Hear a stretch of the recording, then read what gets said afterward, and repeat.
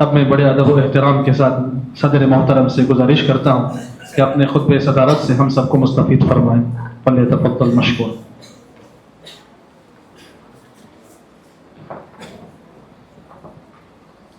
السلام علیکم ورحمۃ اللہ وبرکاتہ. ان الحمد للہ والصلاة والسلام علی رسول اللہ، اما بعد. اعوذ باللہ من الشیطان الرجیم. بسم اللہ الرحمن الرحیم. ووصى بها ابراہیم بنیہ ویعقوب یا بنی ان اللہ اصطفى لكم الدین فلا تموتن الا وانتم مسلمون. محترم ذمہ داران مسجد اور مکتب، علماء کرام، بزرگان دین، عمائدین شہر، نوجوانان ملت، پردہ نشین خواتین اور عزیز طلباء اور طالبات، الحمدللہ ابھی ہم نے مسجد ہدا کے مکتب کے چھوٹے چھوٹے بچے اور بچیوں کی زبانی ان کا تعلیمی مظاہرہ سماعت فرمایا. یقیناً یہ چھوٹے چھوٹے بچے اپنی معصوم زبانوں میں دین کی بڑی بڑی اور اہم بنیادی باتیں ہمارے سامنے بیان کر رہے تھے. میں اس موقع پر ان طلباء اور طالبات کو مبارکباد دیتا ہوں جنہوں نے خوب تیاری کی اور بڑی ہمت اور جرأت کے ساتھ اپنا مظاہرہ پیش کیا. اور میں ان کے اساتذہ کو بھی مبارکباد دیتا ہوں، بلکہ سب سے زیادہ مبارکبادی کے مستحق تو یہی اساتذہ ہیں جنہوں نے انہیں تیار کیا، انہیں بنانے، نکھارنے اور سنوارنے اور انہیں تعلیم سے آراستہ کرنے کے لیے انتھک کوشش کی. اور ساتھ ہی ان طلباء اور طالبات کے والدین کو بھی میں مبارکباد دیتا ہوں کہ انہوں نے دینی تعلیم کی اہمیت کو سمجھا اور اپنے بچوں کو دینی تعلیم حاصل کرنے کے لیے اس مکتب میں ہر دن بھیجتے رہے. محترم سامعین، مختصر طور پر 3 باتیں بتا کر میں اپنی بات ختم کروں گا. سب سے پہلی بات یہ ہے کہ یہ بچے دیکھنے میں چھوٹے جنہیں ہم بسا اوقات نظر انداز بھی کر دیتے ہیں، لیکن یہی مستقبل کے معمار ہیں. اگر بچپن میں ہم ان کی صحیح تربیت کریں گے تو یہ ہماری قوم کو صحیح رخ عطا کریں گے، اور اگر ہم ان بچوں کو بچہ سمجھ کر نظر انداز کر دیں گے تو ہم خود اپنی قوم کو بگاڑنے کا بنیادی سبب بنیں گے. یہی وجہ ہے کہ اللہ کے رسول صلی اللہ علیہ وسلم بچوں کو بڑی اہمیت دیا کرتے تھے. مسجد میں نماز کے وقت بچے آ کر شرارت کرتے تو آپ خاموش رہتے. بسا اوقات ایسا بھی ہوتا کہ اللہ کے رسول نماز پڑھا رہے ہوتے، آپ کا نواسا یا آپ کی نواسی کھیلتے ہوئے آ کر جب آپ سجدے میں چلے جاتے تو آپ کی گردن پر سوار ہو جاتے. اللہ کے رسول دیر تک سجدہ کرتے. کبھی ایسا بھی ہوا کہ آپ خطبہ دے رہے، آپ کے دونوں چھوٹے چھوٹے نواسے حسن اور حسین رضی اللہ تعالیٰ عنہما چلچلاتی دھوپ میں مسجد میں داخل ہوئے. آپ ممبر سے اتر گئے اور انہیں لا کر اپنے بازو میں ممبر کے پاس بٹھایا. ممبر پر چڑھ کر آپ نے یہ آیت پڑھی، انما اموالکم واولادکم فتنہ. اللہ نے سچ کہا کہ مال اور اولاد فتنہ اور آزمائش ہے. بچوں کو اہمیت دیں. اس عمر میں جو تعلیم ہم انہیں دیں گے وہی مرتے دم تک ان کے کام آئے.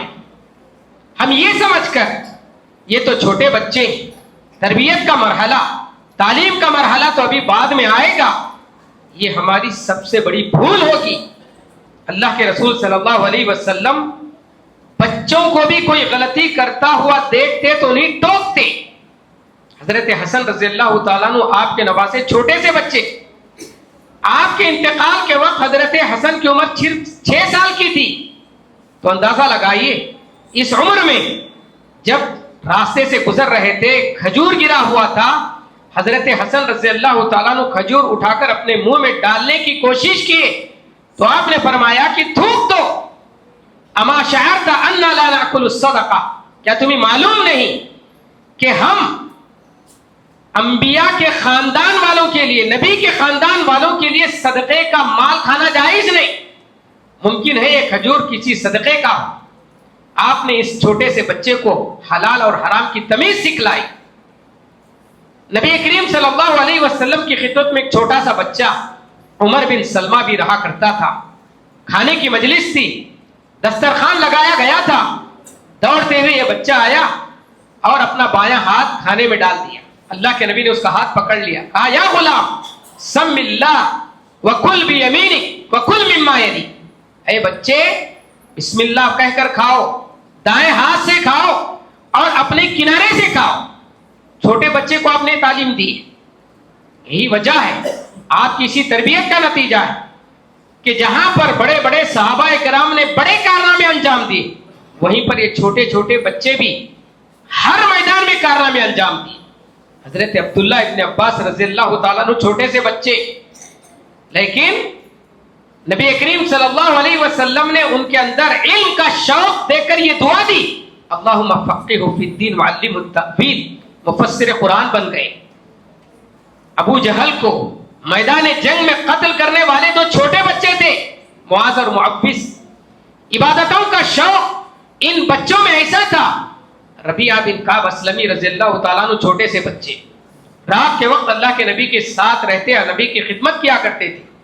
اللہ کے نبی جیسے ہی بیدار ہوتے, ربیعہ بن کعب اسلمی اللہ کے نبی کی خدمت میں وضو کا پانی پیش کرتے.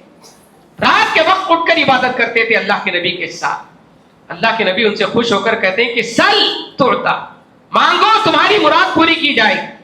یہ چھوٹا سا بچہ نبی سے کیا مانگتا ہے, اسألک مرافقتک فی الجنہ, اے اللہ کے نبی جس طرح دنیا میں مجھے آپ کی صحبت حاصل ہے, آخرت میں بھی مجھے آپ کی صحبت چاہیے.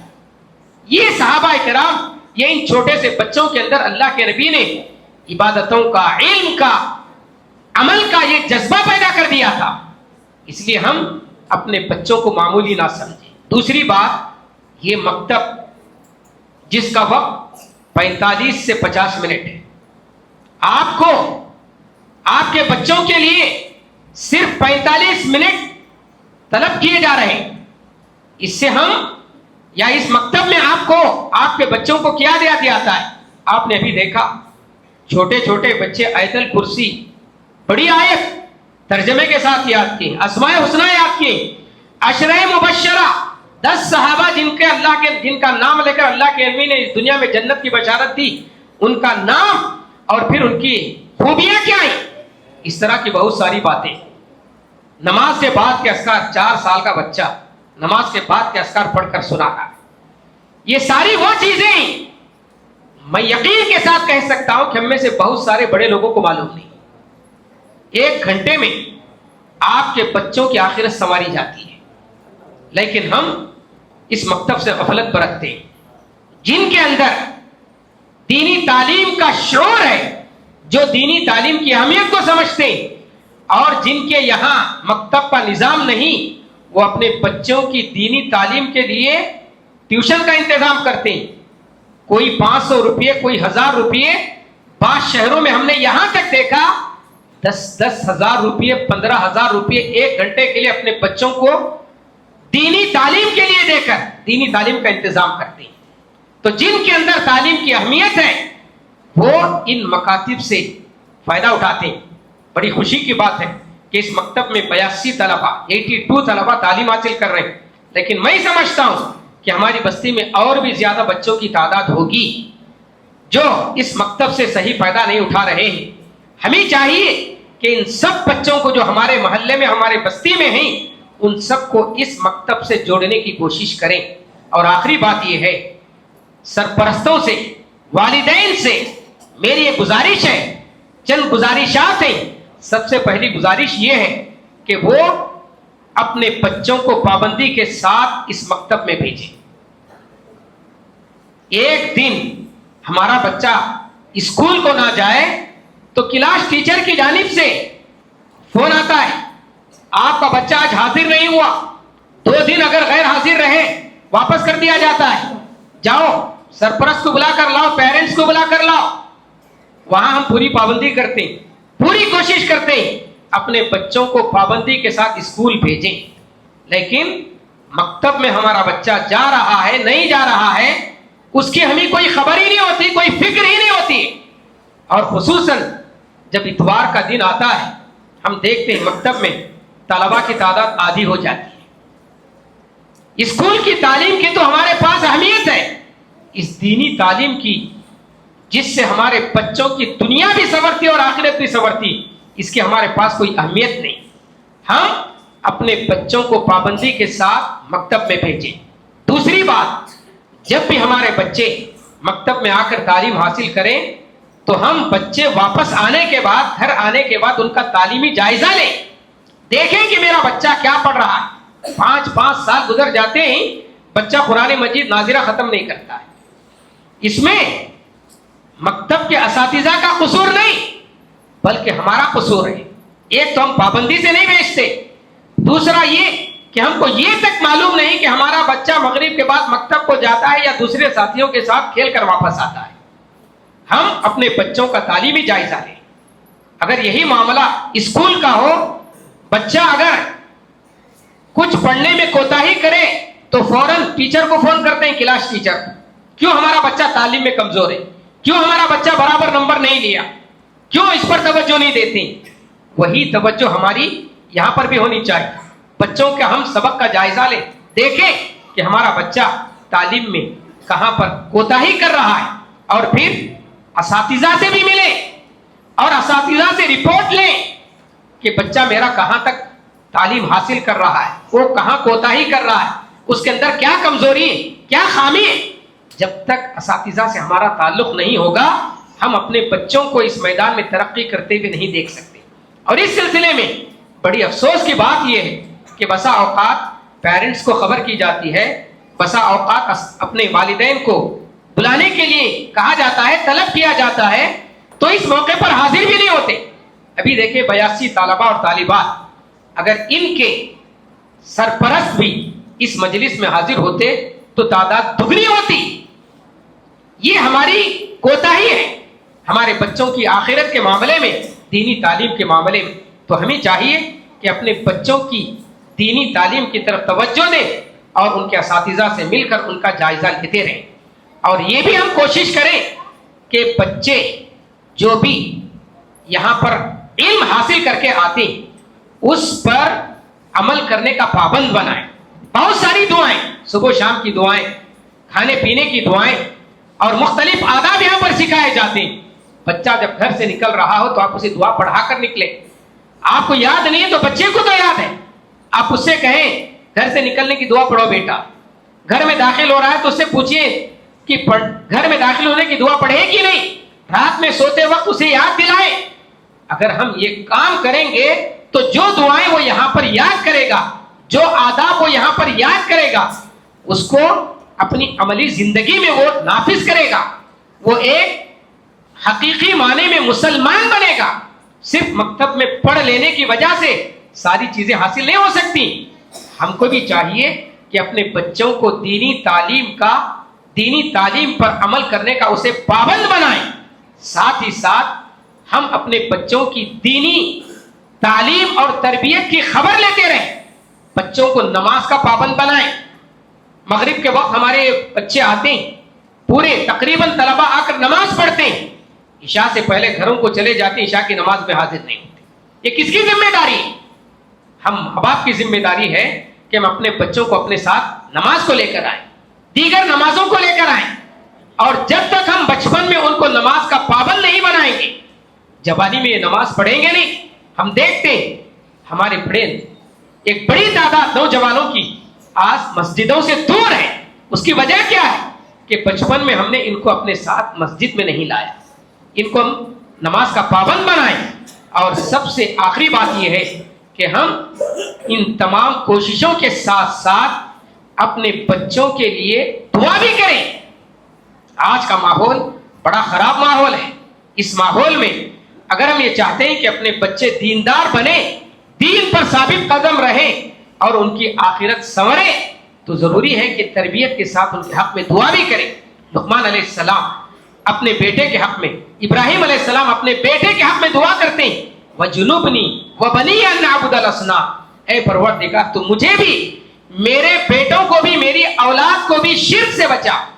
رَبِّ اجْعَلْنِي مُقِيمَ الصَّلَاةِ وَمِن ذُرِّيَّتِي, اے پروردگار تو مجھے اور میری اولاد کو نماز قائم کرنے والا بنا. رَبَّنَا وَاجْعَلْنَا مُسْلِمَيْنِ لَكَ, اے اللہ تو مجھے, میری اولاد کو تیرا فرما بردار بنا. جب انتقال ہونے لگا, وفات کا وقت قریب ہوا, ابراہیم علیہ السلام, یعقوب علیہ السلام اپنے بیٹوں کو یہ وصیت کرتے ہیں, ما تعبدون من بعدی, میرے بعد تم کس کی عبادت کرو گے, ولا تموتن الا وانتم مسلمون, مرتے دم تک تم دین پر ثابت قدم رہو. یہ ہوتی ہے حقیقی ماں باپ کی تربیت. اس لیے ہمیں چاہیے کہ اپنے بچوں کی صحیح تربیت کی فکر کریں, ان مکاتب کی ہم قدر کریں, ان سے اپنے بچوں کو بھرپور فائدہ اٹھانے کے لیے توجہ دلائیں. میں آخر میں تمام اساتذہ کا, ذمہ داروں کا ایک اور مرتبہ شکریہ ادا کرتا ہوں کہ انہوں نے اس بستی کے بچوں کے لیے مکتب کا نظام فرمایا, اور میں آپ تمام سے درخواست کرتا ہوں کہ آپ اپنے بچوں کو پابندی کے ساتھ مکتب میں ہر دن بھیجتے رہیں تاکہ وہ دینی تعلیم اور تربیت سے آراستہ ہوں. اللہ تعالی ہم سب کو اس کی توفیق عطا فرمائے. آمین. وآخر دعوانا ان الحمد للہ رب العالمین. السلام علیکم ورحمۃ اللہ وبرکاتہ.